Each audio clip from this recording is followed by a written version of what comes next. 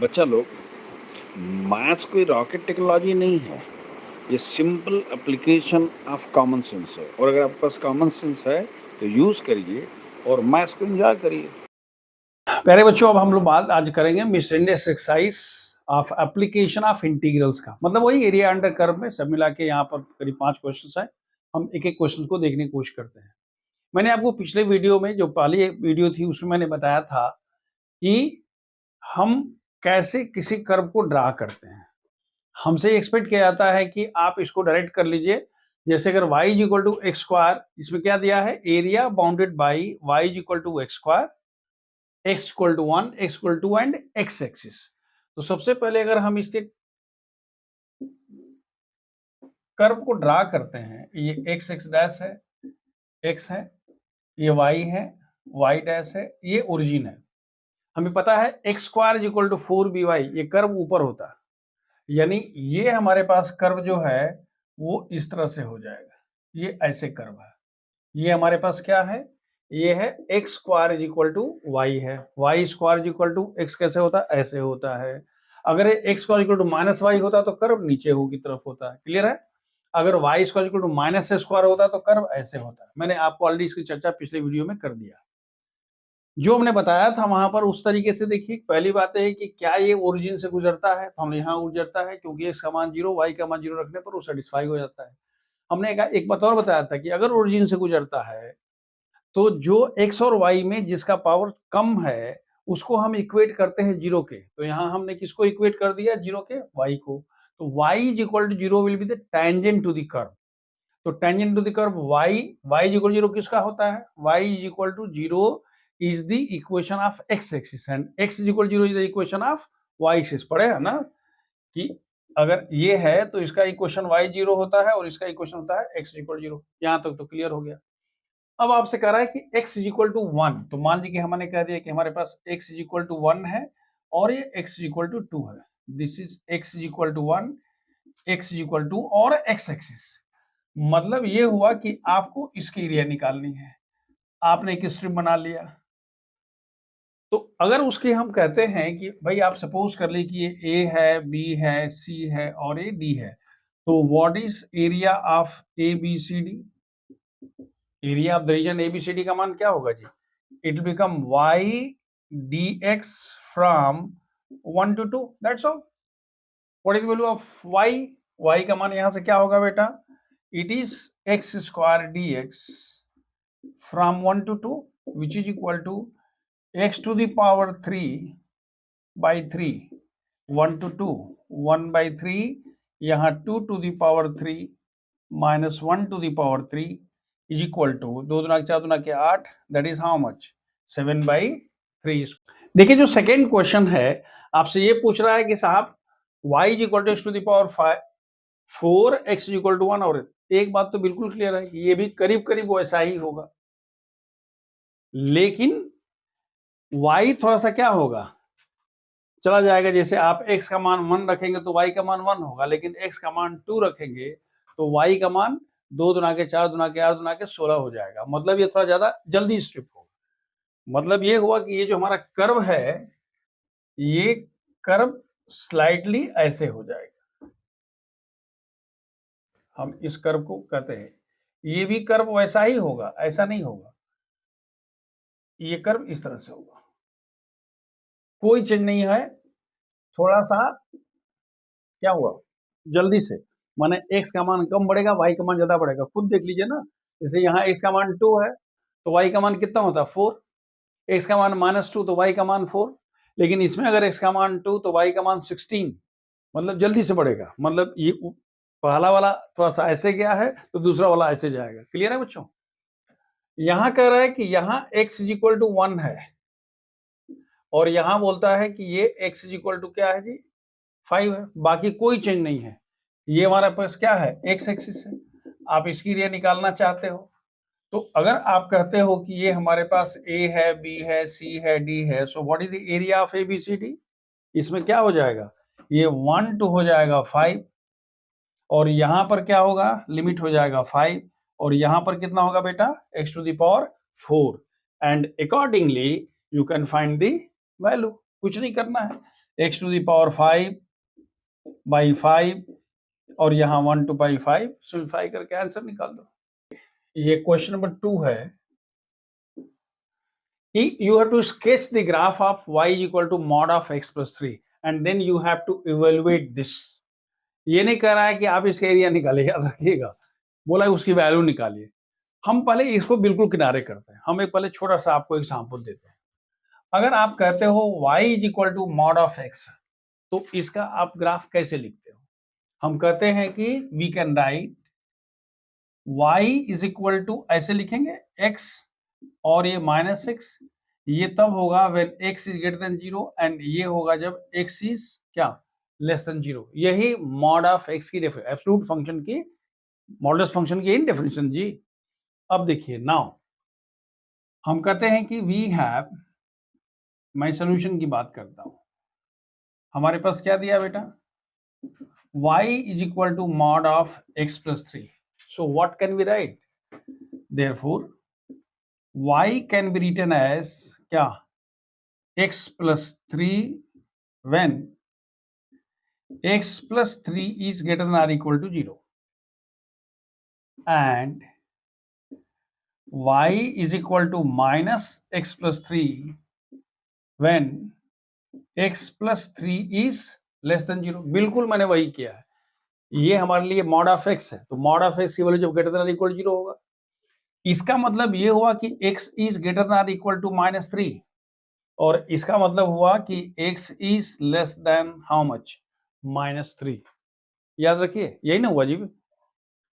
मतलब ये हुआ कि अब आप कह सकते हो कि आपके पास, आप लिख सकते हो दैट इज, मैं यहां लिखता हूं, that is y is equal to x plus 3 when x is greater than or equal to -3 and minus x plus 3 when x is less than -3। यानी हमको ग्राफ इसका खींचना है।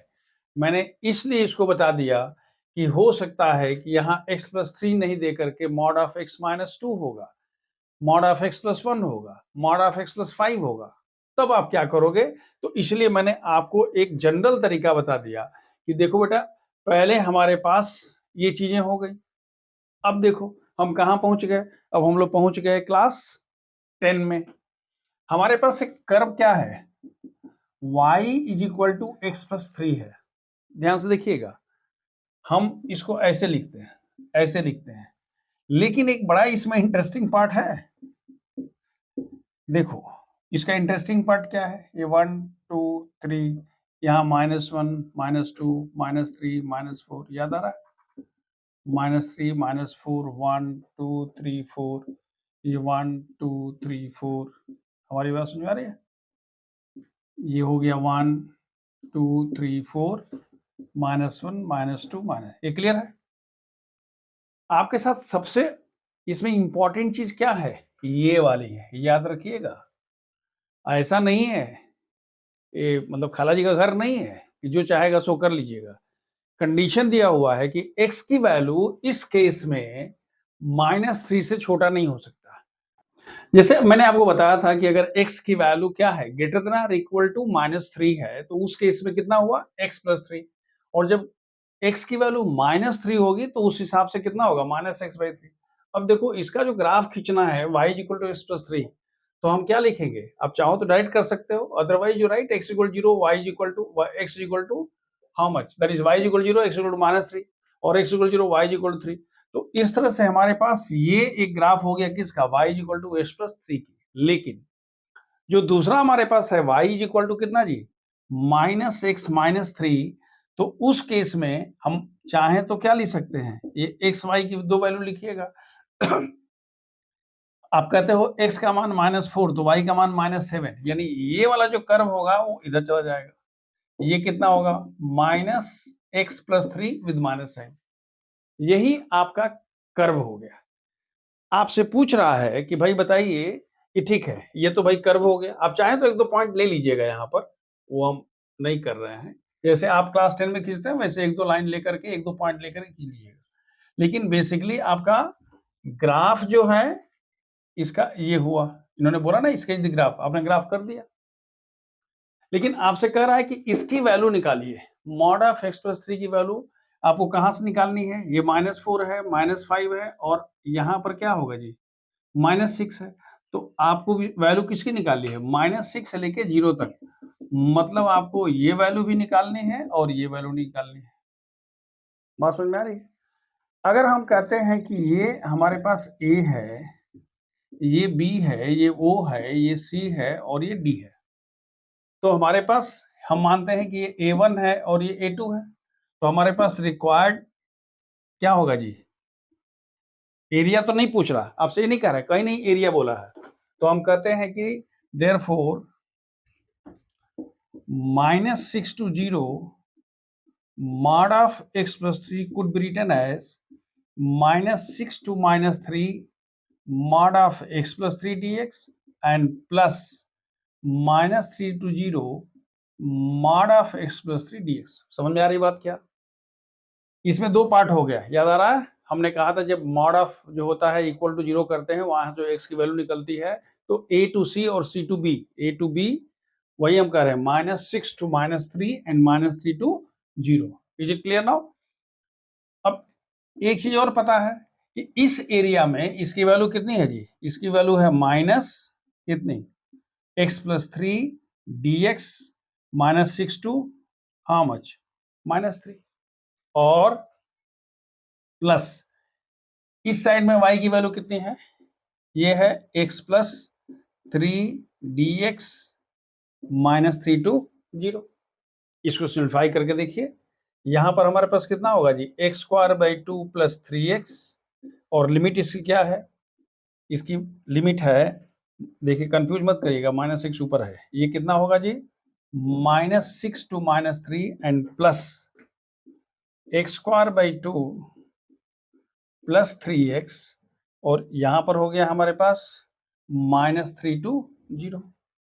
वैल्यू देखिए कितना हो रहा है, यहां पर होगा 9/2 -9, पहले -3 रख रहे हैं, तो -3 का स्क्वायर प्लस 2, तो हो गया कितना जी?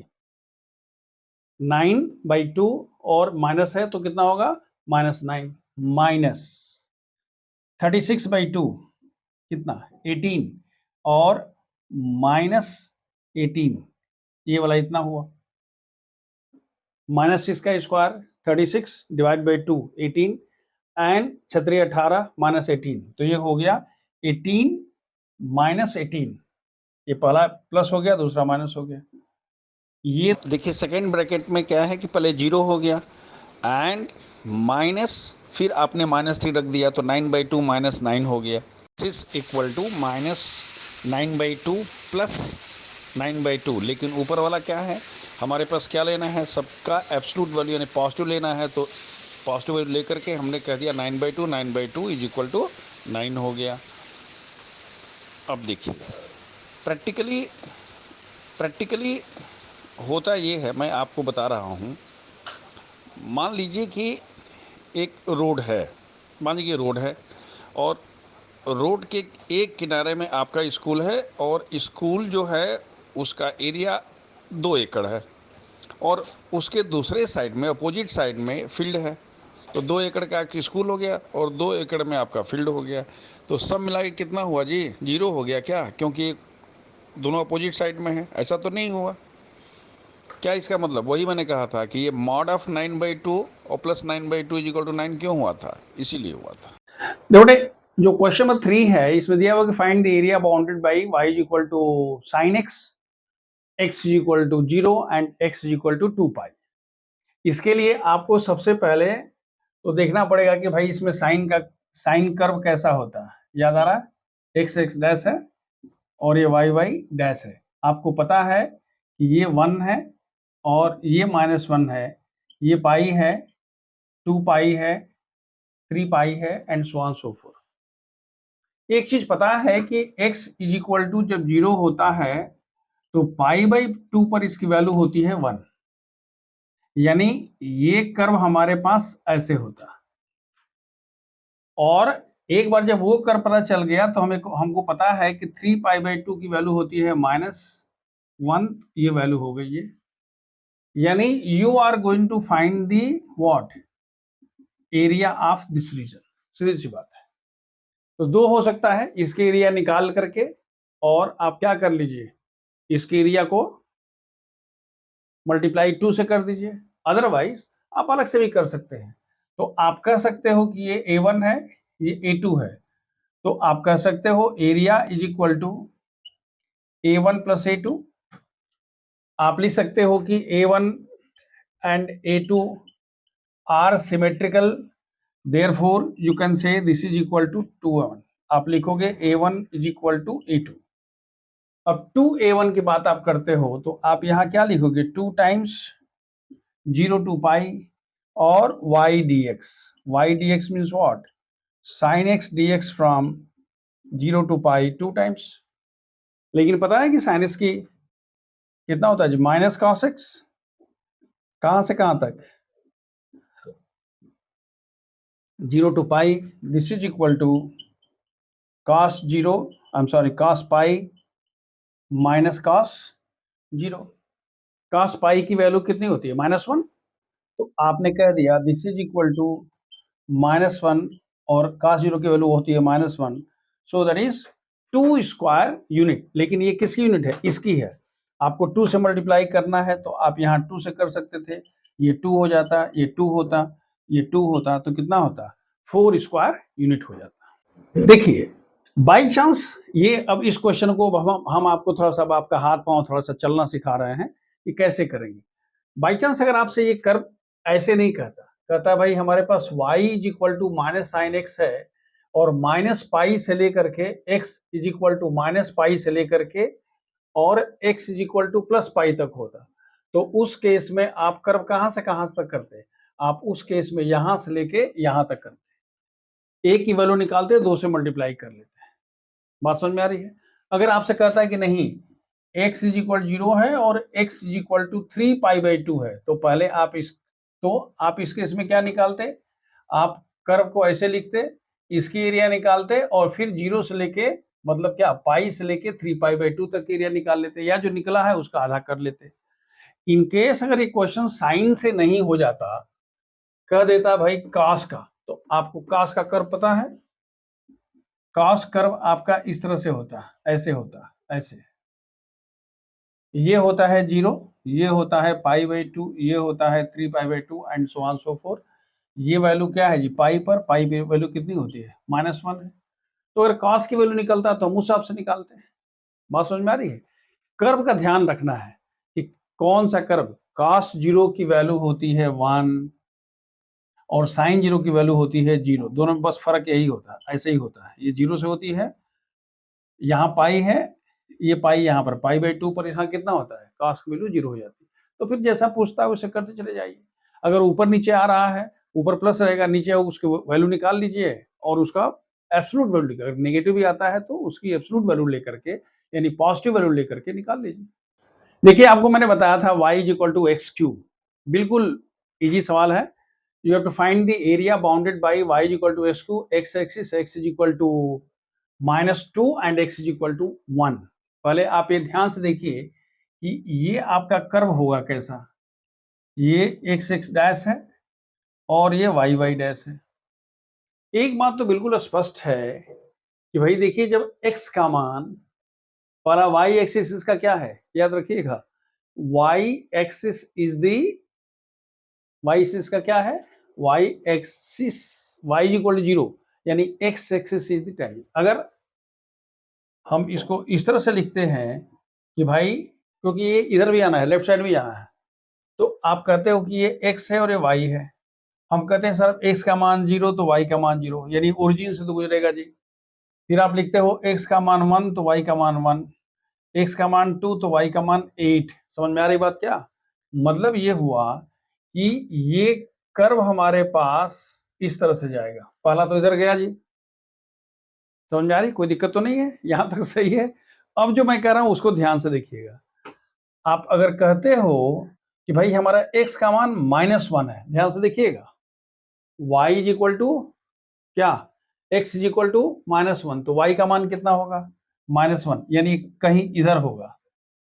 आप कहते हो x का मान हमारे पास कितना है बेटा -2, तो ये कितना होगा जी -8, यानी इधर होगा।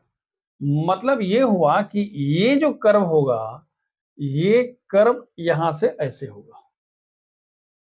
समझ में आ रहा है क्या? अच्छा, एक तो एक पार्ट हो गया। अब आपको हम एनसीईआरटी या क्लास 11 12 से बियॉन्ड ले चलते हैं। आप जब ग्रेजुएशन वगैरह में पढ़ेंगे या इंजीनियरिंग में जाएंगे तो आपको पढ़ने को मिलेगा। अगर हमारे पास y is equal to x cube है, ध्यान से देखिएगा, हम जस्ट कॉमन सेंस की बात कर रहे हैं। अगर x और y का दोनों का मान प्लस कर दीजिए या दोनों का मान माइनस कर लीजिए तो ये इक्वेशन चेंज नहीं होगा। इसका मतलब हुआ कि ये जो कर्व है, this is symmetrical in first and third quadrant. Should we come again? हम कह रहे हैं कि अगर x का मान हम 2 रखते हैं, y का मान 8 हो जाता है। अगर x का मान -2 करते हैं तो y का मान -8 होता है। मतलब ये हुआ कि दोनों स्थितियों में जब x और y का मान प्लस प्लस हो या x और y का मान माइनस माइनस हो तो इक्वेशन में कोई चेंज नहीं हो रहा है। इसका मतलब कि इस तरह के जो कर्व होते हैं वो symmetrical in first and third quadrant. First quadrant third quadrant symmetrical तो है, जैसा उधर होगा वैसे इधर होगा। अब जो कह रहा है, आपसे कह रहा है कि x axis x is equal to -2, तो हम कहते हैं भाई देखो ये x इज इक्वल टू क्या है जी -2, x एक्सिस तो ये वाला है। और फिर कह रहा है कि and x is equal to 1, तो x इज इक्वल टू 1 कहीं यहां होगा। ये वाला क्या है बेटा, x इज इक्वल टू 1 है। यानी अगर आप कहते हो तो ये a1 है और ये वाला क्या है जी a2 है। a1 की एरिया कैसे निकालेंगे? So the required area is equal to how much, a1 plus a2। लेकिन a1 हो सकता है कि क्या आ जाए, नेगेटिव आ जाए, नीचे है। मॉड निकाल लीजिएगा, बाद में निकाल लीजिएगा, पहले आप a1 निकाल लीजिए। a1 की वैल्यू क्या होगी, it is y dx from -2 to 0 which is equal to how much, x cube dx from -2 to 0। अब इसको तो आराम से कर लोगे। जहां तक a2 का सवाल है, a2 का मान क्या होगा बेटा, 0 से 1 y dx means what, x cube dx from 0 to 1। इसकी जो वैल्यू अगर निगेटिव भी आ जाती है तो उसको प्लस कर दीजिएगा और अंत में क्या लिख दीजिएगा, y is equal to mod of a1 plus mod of a2। I hope it is clear now. इसमें जो सबसे बड़ा चैलेंज था वो यही था कि ये ग्राफ कैसा होता है। नहीं तो लोग करता क्या है, देखता है और धड़ाधड़ क्या कर देता है। क्लियर है? एक बड़ा इंटरेस्टिंग क्वेश्चन है, कह रहा है कि भाई find the area bounded by y is equal to x mod x, x axis and x equal to -1 and x is equal to +1। भाई इसका इंटीग्रेशन तो होगा नहीं, मॉड तो हटाना पड़ेगा। देखिए आप पहले ध्यान से देखिएगा, we know that mod of x is equal to x, मैंने बता दिया है, and this is equal to when x is less than 0। यहां तक तो क्लियर है। Therefore y is equal to x mod of x may be written as क्या, y is equal to x into x when x is greater than or equal to 0 and x into -x when x is what, when x is less than 0। या आप इसको दूसरे ढंग से कह दो तो आप ये कह सकते हो कि भाई therefore y is equal to कितना होगा बेटा, x square when x is greater than 0 and minus x square when x is less than 0। आप ध्यान से देखिए हम क्या कह दिए, हमने पहले इस इक्वेशन को इस फॉर्मेट में बदल दिया जिसका कि ग्राफ खींचा जा सकता है, जिसको आप स्केच कर सकते हो। इसका मतलब ये हुआ कि अगर आप फर्स्ट वाले को लेके चलते हो, एक्स एक्स डैश है, ये वाई वाई डैश है, ये ओरिजिन है, अगर फर्स्ट वाले को लिखते हो तो बेसिकली क्या है, y is equal to that is x square equal to 4by, यानी ये कर्व हमारे पास कैसा है जी, ऐसे है। ये y इज इक्वल टू कितना है, एक्स स्क्वायर है। लेकिन मैंने आपको बताया था x square is equal to 4by minus अगर होता है तो ये कर्व इस तरह से होता है। मतलब ये हुआ कि ये x square equal to -4y, याद रखिए ये कर्व ऐसे नहीं गया, बस यहीं आकर रुक गया, क्योंकि इसकी लिमिटेशन क्या थी, कि x की वैल्यू 0 से बड़ी या बराबर हो सकती है। दूसरे वाले में कह रहा है कि x का मान 0 से छोटा है, लेकिन ये कर्व हमारे पास कैसे होगा जी? ये कर्व ऐसे हो जाएगा। हमारी बात समझ में आ रही है? याद रखिए इधर नहीं जाएगा। क्यों? क्योंकि ये वैल्यू क्या हो रही है? नेगेटिव हो रही है। y की वैल्यू नेगेटिव हो रही है। तो ये वैसे भी हमें पता है कि x square equal to -4by में कर्व कैसा होता है? ऐसा होता है। उधर तो जाएगा नहीं। क्यों? क्योंकि x की वैल्यू क्या दिया है? रिस्ट्रिक्शन है। 0 से आगे नहीं बढ़ना है, नेगेटिव ही रहना है। तो नेगेटिव एरिया मतलब क्या? ये वाला। तो पहली बात तो ये है कि ये हमारा कर्व हो गया जी। यानी अब आपसे कह रहा है कि x axis x is equal to -1, x equal to +1, तो x इज इक्वल टू -1 कहाँ होगा? कहीं यहाँ हमने कह दिया x इज इक्वल टू -1 और x इज इक्वल टू +1 कहीं यहाँ होगा।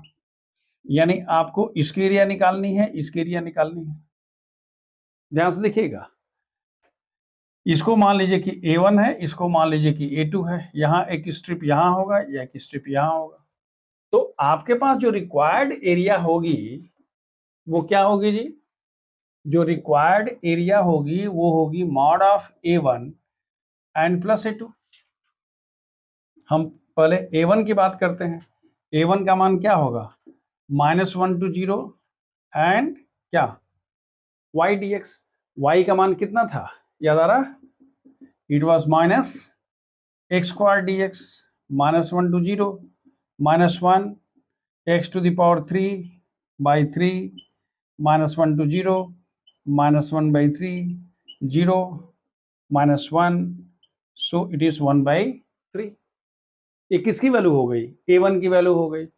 जब हम A2 की बात करते हैं तो A2 की वैल्यू कहां से शुरू होगा बेटा? 0 से लेके। ये x इज इक्वल टू 0 है, वो -1 से 0 था, ये 0 से हो गया 1, तो 0 से 1 हो गया। और ये कितना था बेटा? x स्क्वायर dx था, x into mod of x। इसकी वैल्यू कितनी थी? इसकी वैल्यू थी x टू द पावर 3, ये 1 by 3, 0, 1, so it is 1 by 3, 1 minus 0 is equal to 1 by 3। अब आपसे पूछते हैं कि therefore a is equal to, तो हम कहते हैं mod of A1 plus A2। इसकी कोई जरूरत ही नहीं पड़ी थी। ये 1 by 3 plus 1 by 3, so the answer is 2 by 3। So this way we have seen all the 5 questions of miscellaneous exercise। लेकिन ये सिर्फ 5 questions ही नहीं थे, ये इसमें मॉड का भी आ गया, डिफरेंट टाइप के ग्राफ भी आ गए, और हम कैसे उसको स्केच करते हैं और वैल्यू निकालते हैं वो हमने डिस्कस कर लिया। Now I'll be taking some more questions in the third video, that is beyond NCERT, and then I'll be discussing some more questions for practice। एक पार्ट तो ये है। दूसरा पार्ट ये है कि I'll try my best to make the shorts for each and every question, so that as and when आपको जब मूड बने तो उस केस में मैं बोर्ड पर खड़ा नहीं होगा, ऐसे पेन से मैं लिख करके और मैं शॉर्ट्स बना करके आपको, अब मैं शॉर्ट्स बना करके दे दूंगा, so that you can do the practice for the whole book, because now your preliminary, that is pre-board exams will start from January, and I think most probably board exams will be starting from 15th February। So uske pehle I'll try my best to give the questions like this। But here one more video on area for the practice beyond NCERT। So wish you all the best. God bless।